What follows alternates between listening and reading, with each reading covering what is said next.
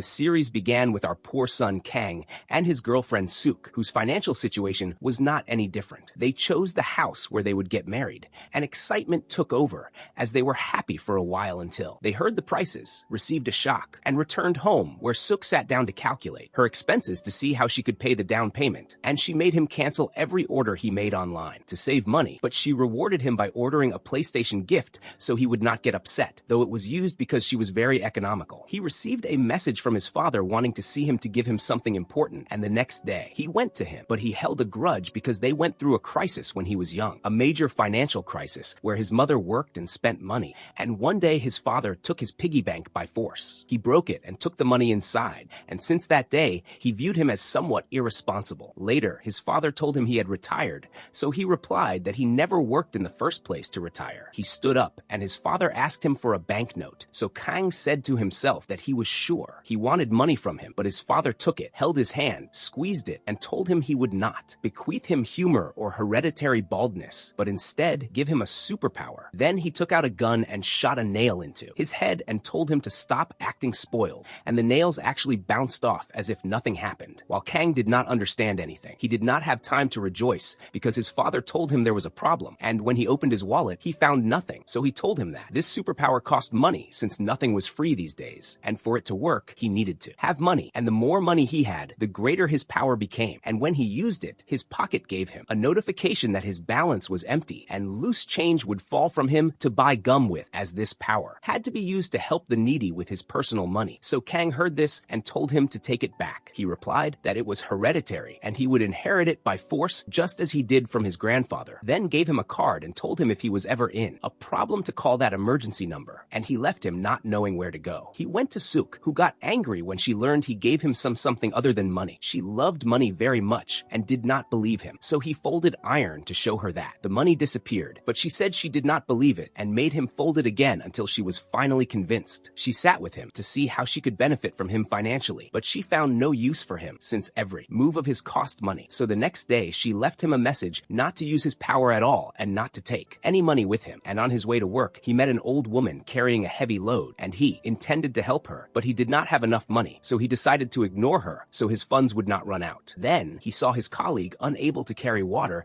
and decided to ignore her too, since everything cost money. So his manager met him with a complaint from all his colleagues because his behavior was poor, and at the end of the day, Kang sat with Suk as she told him she would sell everything not needed in the house to afford the 30 million down payment for the apartment. So he went down to collect the money and pick up the PlayStation from the man. So he went down with the money, met the man who had arrived, and received the PlayStation from him, but then he heard men attacking the seller. Yet he knew if he helped, all the money would evaporate. He ignored that too, ran home, and gave the money to Suk, but his conscience kept bothering him all night, and he felt upset about his poverty, thinking if he had money, he could have helped everyone. Then the next day, he met his mother, who gave him the 30 million he needed, telling him it was her life savings because she wanted him and Suk to get married so he would not live like his father. So he rejoiced, could not believe it, hugged her, and walked away, slowly for fear that his speed would cost him money. Then he called Suk to share the good news. But then, a major accident occurred on the road before him, involving a bus that was on the edge and about to fall into the sea, and although he considered ignoring it, his conscience did not allow him, so he took the money and finally began to use his power to save the bus, lifting it with his hand, which caused his money to evaporate as he saved the people, and ruined his own life. And here it was revealed that it was not just Kang and his father who possessed superpowers, as another woman appeared with superpowers, shooting fire from her hand, while people behind her kidnapped her. These people were an organization that collected superheroes to drain their powers, and we saw that the video of Kang lifting the bus had spread on the internet, and the Hero Association itself saw it, and composed of Im, a humble lawyer, and me, who worked in a supermarket. And Im told her they had to find this young man before this organization found him, and we go to Kang, who was in detention despite being a hero, but he was detained and sat not understanding anything. Then he remembered the emergency number his father told him to call for anything, so he called it, and she was the head of a loan shark office. And indeed, the plan worked, and he got out of jail in no time. He got in with the chairwoman, and she asked if he wanted to know her relationship with his father, but in reality he did not want to know. So she replied that he owed a debt of 3 billion. So now he opened the car door wanting to escape with his life, but she gave him a sedative right in his head to relax his nerves a bit, and here we saw this organization where the boss's daughter was responsible for the secret lab where they conducted clinical tests for extracting and injecting superpowers. She also saw the news about Kang and placed him among her targets, while Kang, when he woke up, found about 10 men around him waiting to beat him, while the chairwoman sat telling him she just needed to be sure he inherited the power from his father, and she gave him money. So the men started beating him, but he held the money and healed all fractures and wounds, then stood up to hit one man, sending him flying into the air literally, and here she confirmed he indeed inherited it. She stood up and asked him where his father was now, so he told her he was traveling in Spain. So she said, fine, you are the one who will pay the debt, and if he were smart and married me back then, I would have canceled all these debts, and she offered him to marry her daughter to cancel the debt, but she discovered he was already in a relationship, while Kang found a 10 note under his foot, used it to jump out the window and escape. He returned home to find Sook sitting waiting for him like a judge, showing him the video and saying, congratulations on the fame, my love, but where did you get this money? And he knew if he told the truth, he would be in mortal danger. But as soon as she got fed up, he confessed everything, and as soon as she heard it was 30 million, she was shocked. So he tried to explain to her that he had no other solution. Then she threw her friend's wedding invitation at him, saying she wanted them to attend to catch the bouquet and get married, but it seemed hopeless now, and she left him and walked away. So he followed her, and as soon as he left the house, he found it on fire and strange gangmen were there. So he remembered the chairwoman's words when she told him if he left the organization, would not leave him alone, and he did not understand this organization at all. So he fled from them to his father's house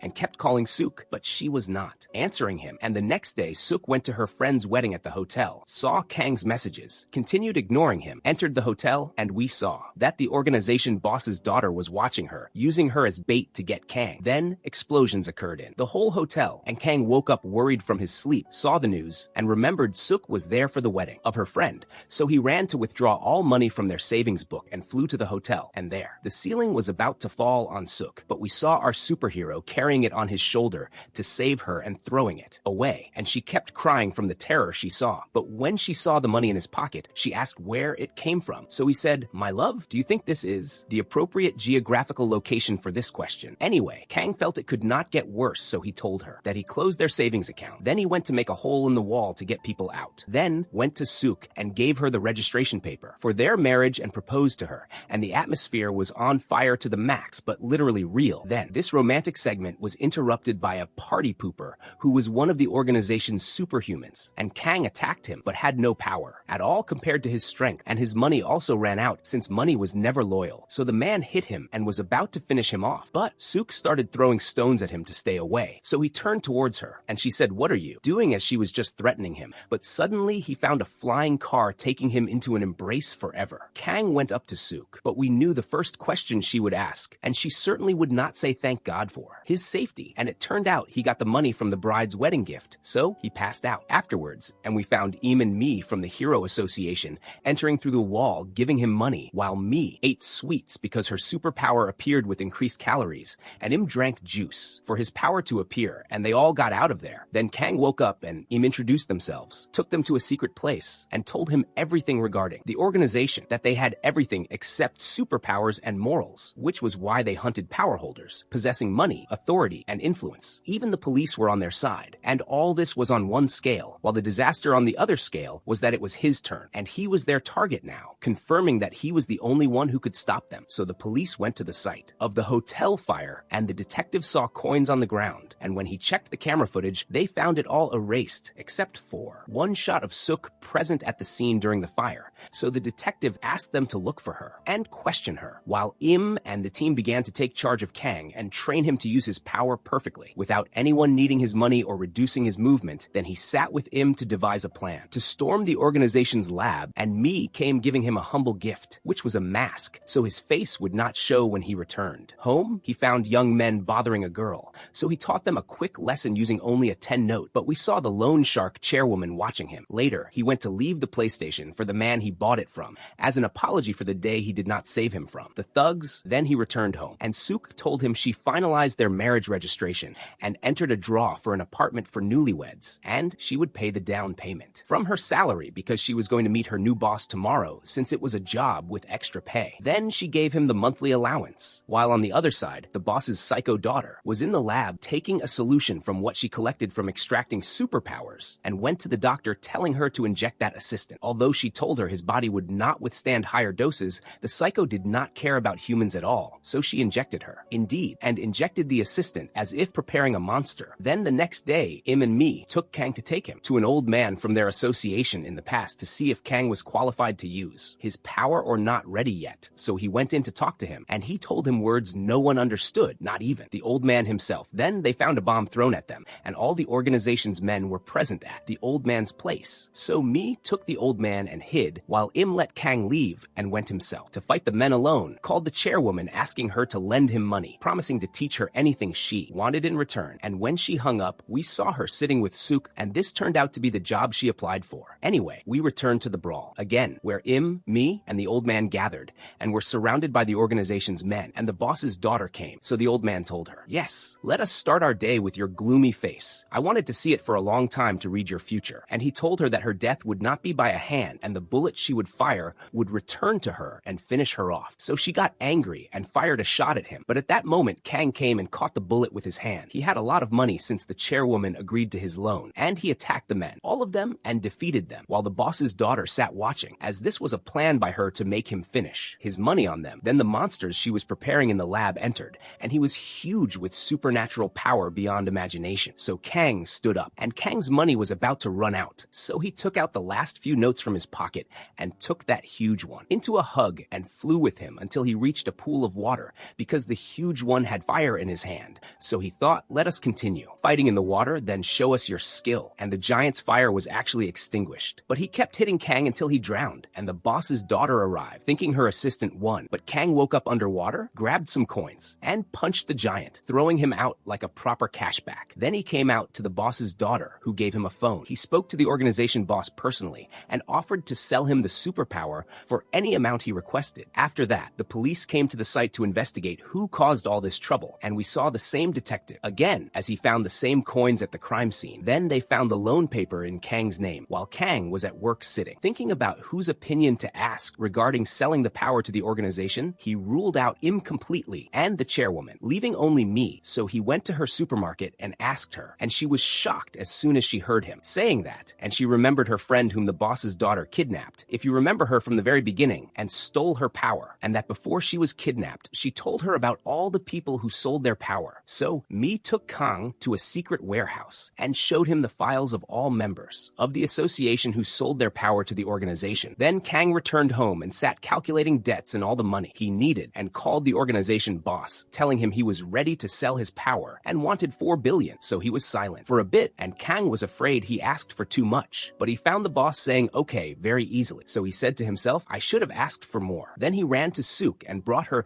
the expensive ice cream she deprived him of because she was economical, took her by the hand, carried her, and flew with her. Yes, he became a spender and wasteful, and went up with her too. The highest roof in the city offered her a wedding ring and told her everything would be solved. Then the next day at work, he was truly a new person, holding the door for his colleague, helping his female colleague carry water, showing peak morals and positivity, honestly. And he sat at his desk when a client named Ju came to him saying, I like your help for people without return or appreciation. Truly society needed a hero like you. So Kang was surprised by his words. So Ju told him he was a secret agent, but then fixed his position again, immediately saying he was a normal civilian worker and was joking and such. At that time, the police came with the detective to his workplace to arrest him, as he was a suspect from the recent incidents at the old man's house. But Kang decided to escape from them, called the organization boss, and told him he was in a hurry and needed to sell it today. So he went to the lab location while the loan office men were watching him. Then Im appeared to stop him from entering, and me came too, turning it into a chaotic night where everyone used their power to cause a brawl in front of the office, which was the lab, hitting each other. And here, the chairwoman's men called her, stating that Kang was in front of the lab wanting to enter. So she ordered them to prevent them from entering at any cost. And afterwards, the three were exhausted, so they knocked him down and sprawled him on the ground. But they continued fighting, so Kang seized the moment and entered through the gate. And when the chairwoman's men saw him, they stepped on the gas. But thankfully, they opened the gate instead of running him over. So he entered the lab and met the boss's daughter. He made her show him the money first, then sat on the chair for them to start extracting his power. And afterwards, she received a call from her father telling him she caught him. And as soon as he heard that, restraints locked his body, and he tried to free himself, but it was already too late. Then we saw that Im came to the lab with a weapon. Then the boss's daughter told them to finish him off after extracting the power. So they started the machines while she was leaving, but Kang told her he came there to finish finish them off so they could live normally and save heroes from criminals like them. Then me cut the power to the entire lab and fired a bullet at the money bag. So Kang caught a bill in his hand to free himself, revealing that all this was a plan by our heroes to storm the lab with intelligence and cunning. They entered the safe, took the secret files they wanted, and escaped. But the organization's men activated the emergency alarm, and all doors closed. And while I and Kang made it through, the door fell on the money bag. And at that moment, and in that tight spot, Suk called Kang. And since he could not ignore her call or it would be a disaster, he answered, her offering excuses, while Suk told him passionately that the meeting with their parents was the day after tomorrow at 7 o'clock, and warned him not to be late. Then they exited the lab, and me arrived in a car to pick them up and escape, while Kang was heartbroken over the $4 billion that vanished before his eyes. So Im told him to get over it since poverty was nothing new to him. Then he saw something written in the files about manufacturing illegal drugs and spreading them among youth, and he found a letter addressed to Kang, and when he opened it, he read, I admire your help for people without return or appreciation, signed by Ju. So he remembered the agent from work, and here we saw Ju, who turned out to be the son of the organization boss, and the doctor from the lab came to help him steal the superpower samples. Then we returned to Kang, who went to search in Ju's file, took his home address, and went with our heroes to enter the house. But they did not find him, only a telescope. And when Kang looked through it, he saw Ju standing there laughing at him, while young people around him jumped from heights to commit suicide without being in their senses. Then the next day, Kang went to work, and his manager scolded him because the police came asking about him, but he claimed it was a misunderstanding. However, the manager told him 3 months of his salary were deducted, and after the shock, he asked to take a half day off. He showed him the police report paper, then went to the investigation bureau with Im, where the detective entered, and Im told him it had been a long time since they met. So the detective replied that he also felt that he was behind this and involved this poor young man with him, and he yelled at Kang to stop what he was doing, threatening to jail him immediately if he found him involved again. And when they left, Im told him that this detective was once a member of the association. We saw the Psycho family, the organization boss, and his supposedly innocent children, and Ju told him he did what he did today using the new drug he was working on, which could be considered a wider clinical trial, and that he did this intentionally in front of Kang so he would come looking for him again, but at the time and place that suited him, and his father admired this evil. He told him he was in charge of the lab starting today, while his daughter sat there about to explode from jealousy because she hated Ju. And here our heroes gathered after collecting more information about the illegal drugs the organization was distributing among the youth, and basically this organization was the one doing this. So they identified the club where it happened and made a plan to go the next day to stop all of it. Kang returned home to find Suk laying out suits on the bed, choosing the most expensive one for him for meeting her parents tomorrow. And here Kang had a moment of realization that he chose the worst day to execute a plan like this, and the next day she made him wear the suit, telling him to be very careful with it since it was expensive and not to be late for 7 o'clock so her parents would have a good impression of him in their first meeting. Then she left, and he told himself not to worry as he would catch the criminal at 6 and go straight to the restaurant at 7, which seemed simple with no delay. So Kang and me went to the club, and Im messaged them that the distributor was carrying a red bag containing drugs, so they searched everywhere for any red bag matching the picture until Kang found, and a woman was holding it, entering a room with it. So he followed her inside as she came out, and the security men came out, leaving them alone. This turned out to be the doctor assisting Ju, and we saw that her superpower was speed. Then she approached him and stole his wallet, saying, "Is this all you have?" So he replied, "Sorry, honey. Honestly, I just had 3 months deducted from my salary." Then she took out a weapon from her hand and turned his suit into pastrami slices. So Kang told her, "Is this not shameful? I have an important date soon." But she kept spinning around him like a fly with no family to ask about it. Kang closed his eyes, felt the air she created, ran, and gave her an elbow strike, sticking her to the wall. Then she left the room, and Kang took the bag and left, while Ju was watching him from above, then gathered young men and women around them wearing black masks exactly like Kang's, holding cash machines with his picture printed on them and written on the screen, "This is all for you who work for people, without return." Then Ju saw he was behind all this and sent a message in the sales group to everyone present that the quantity in this red bag was completely free, highlighting Kang. So everyone present attacked him without thinking, but he put the bag down and lay on it, saying if he let go of this bag, all of them would be history. And amidst all this, Suk called him, and he did not answer as he was late for her parents, realizing just now that it seemed he chose the wrong day. At this time, Ju's sister was in the lab discovering he stole samples from the lab while he ordered his men to catch Kang and bring him. But suddenly, they found the police entering the place. So I'm entered to take Kang and me, and they escaped, and Kang stood up quickly, telling them he had an important appointment, so Im gave him money. Mi sewed his suit, but not very well, and he ran to the restaurant where his family and Suk's family were waiting for him, and he was very late, and the door knocked, but it was a detective, asking about him, so Suk snapped at them because they insisted on arresting him, even though he did not commit any crime, but on the contrary caught villains. And not only that, he used his own money, telling them this job you personally do not do. Then Kang arrived at that moment and apologized to her, but she said, "Did I not tell you not to be late, you animal?" Then we went to Im and me talking, each thinking the other reported to the police. And here the boss's daughter entered, telling them, "No guys, it was I who reported," while Kang faced the detective who filed a report against him even after he told him that. We have a superpower we must use to help people, and I personally wish I was watching the news right now like any normal citizen, but this is reality. And Suk was sitting at home crying with high blood pressure from what happened and found something in the closet that raised her pressure. More, a debt paper of 25 million from the loan office where she worked in her husband Kang's name. In detention, Ju came to visit Kang, admitting that all the accidents happening before him were caused by himself to make him move, telling him, "I will get you out of here." And before leaving, he mentioned Suk's name. So Kang told him, "If you touch a hair on her,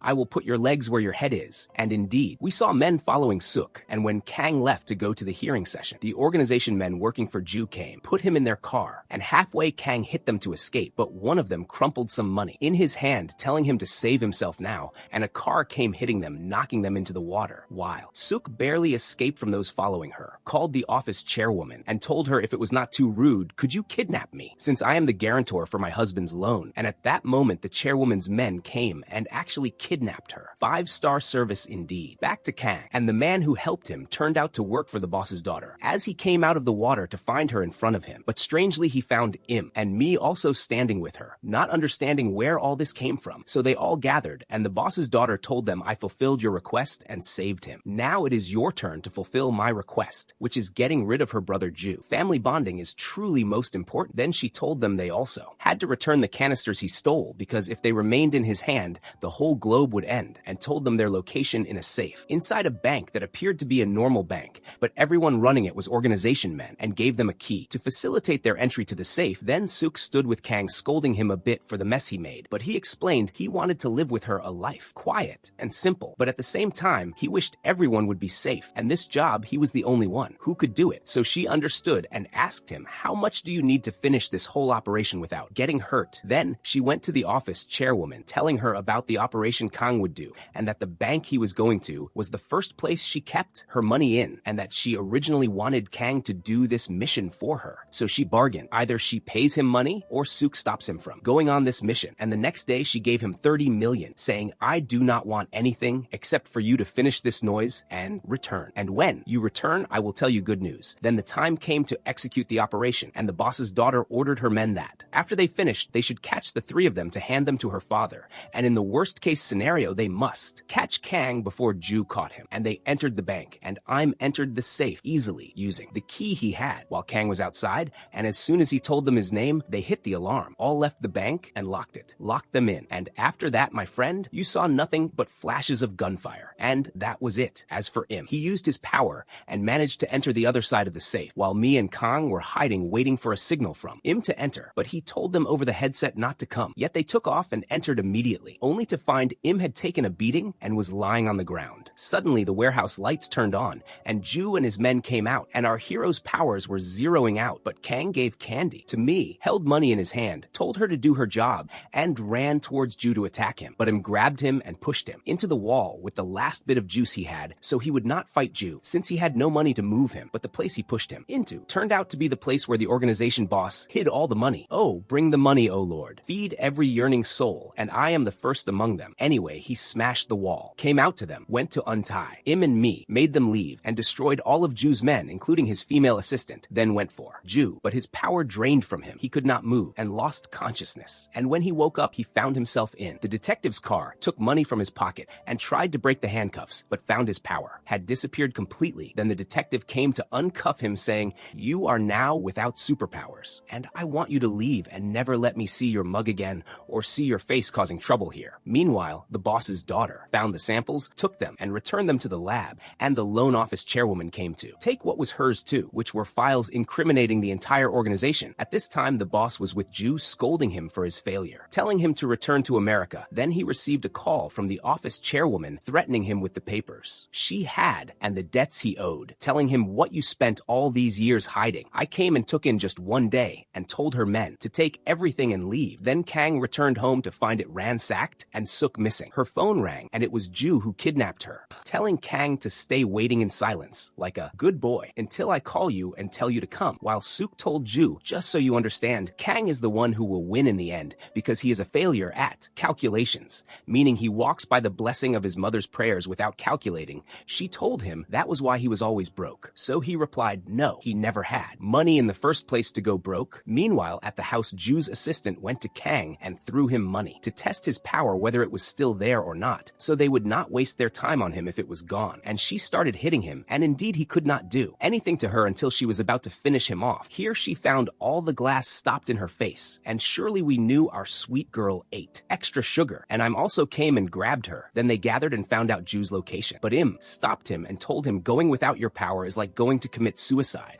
But Kang did not care about his words. He insisted and left him and walked away. The next day he went to the place where Ju held Sook and went up to the top floor of the entire company, jumped down to the floor where all the organization men were, told them come on a 10 note for each one of you, we want to get this done, and he destroyed them, then went to Sook. But at the start of it, Ju shot Kang and threatened him that if he did not hand over his superpower, he would throw Sook next to this bomb and lock her in. And here, me entered and Im landed on Ju's head. But we heard a gunshot which Im took in his side, and when Kang saw this, he took Ju in his arms and entered the elevator. Where the bomb was, closed it on them and made it go up, so Sook collapsed. Then Kang pressed the bomb button, cause of death, lack of money. Afterwards, Im and me saw on the news that these drugs spread and caused chaos in the world. So they said true, Ju died, but the organization did not die yet. And we saw the boss's daughter at the safe location where her assistant brought her a file of a guy from the Hero Association whose ability was that he could go back in time whenever he wanted. At this time, Sook was at home depressed over Kang's death, and Im and me came to her. She asked them, "What brought you here? Everything is over now." So I'm told her no, it is not over yet. There is hope to bring Kang back, and told her about this detective who had a superpower to control time and go back in time. And as soon as she reached the police station, she was stopped by the organization men who wanted to finish her off. But Ju's assistant came and let her pass, telling her, "You are not the only one who wants time to turn back." Then she entered to the detective, but he refused to turn back time, however. She gave it to him, saying Kang lived these days just trying to help people, and now who will help him? So he was convinced by her words, took off his watch, made her go back to the day of the explosion. She opened the elevator, put money in his hand, and after the explosion, she found him rise and return to her, saying to himself he was sure he had no money at all. So how did it come? And the detective rejoiced that it actually worked. And before they left, they discovered Ju's body was also missing. Then we saw him at his father's house, and his sister came telling him, "You cannot imagine how long I waited for this moment," took out her gun and fired a shot, but his assistant made it bounce back at her, and she met her maker, finally relieving us. Then he came to tell her, "You are the one who cannot imagine how long I waited for this moment. Didn't I tell you family bonding in this family was very strong?" Then the office chairwoman came, kidnapped the organization boss, and told him, "Do not worry, I will not finish you off before you pay off the debts you owe."